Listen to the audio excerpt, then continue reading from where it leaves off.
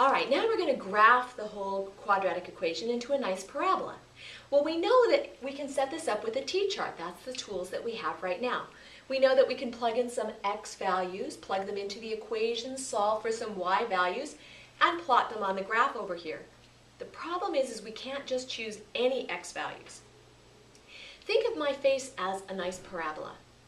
If I choose my numbers too large, I'm going to end up with maybe just this long tail up here, or maybe just a little curve right here. In order to build a complete parabola, I need to start in the center at the vertex and build around so that I have a nice parabola, a nice curve. So that means what we need to find is the center point so we know where to start. And we know how to find that.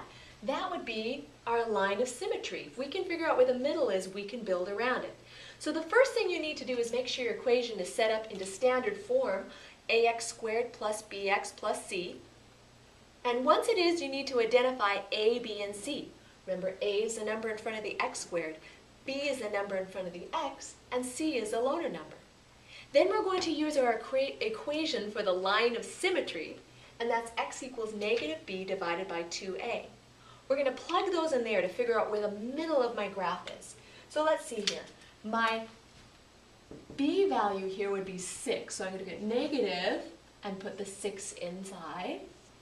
Oh, divided by 2 times a, there's nothing in front, but there is an x squared, so there's 1 x squared there. All right, so I have negative 6 divided by 2, which would be negative 3. That means the center of my graph is right at negative 3. Okay, that means if I was going to graph this, I know right here, 1, 2, 3,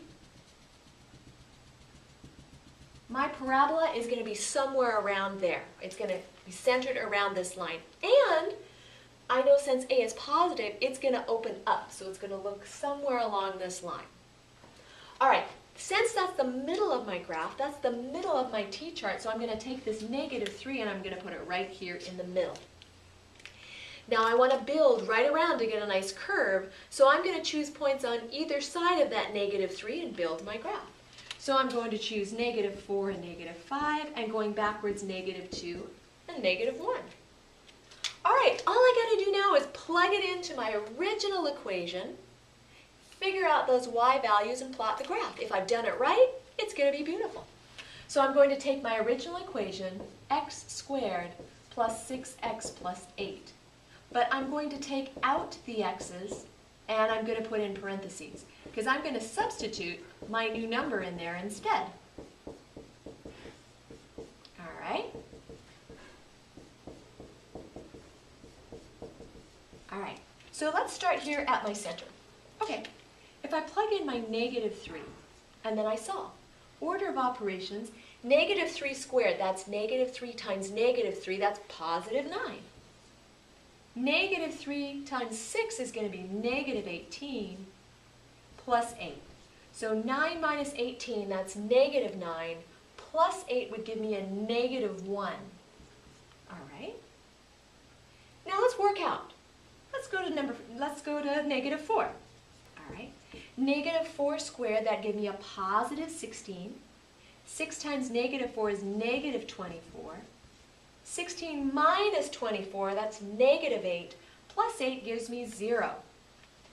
Now, since I know that the graph is the same up as it is down, that means the numbers going around should be the same numbers. It should be symmetric going out. So that means if this is a 0, this should be a 0.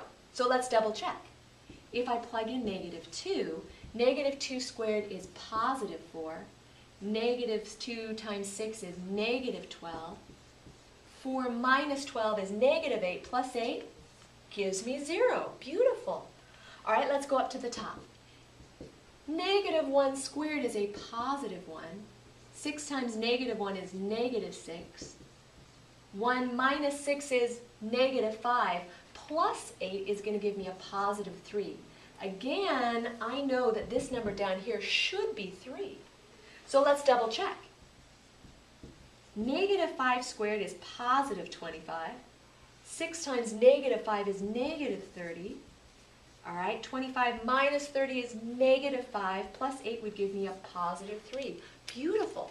So before you start, you need to double check coming away from your vertex, are the numbers the same? Okay, and also these numbers were getting smaller, right? So they should all be working in the same direction as well. At this point, all we got to do is put them on our graph. So let's see, -1, +3 is here. Okay, -2 and 0, x is -3 and -1. There's our lowest point. -4 and 0, and -5, and there we go, -3. All right, now we're just going to graph that in a nice smooth parabola. Remember, no points going through, arrows at the end.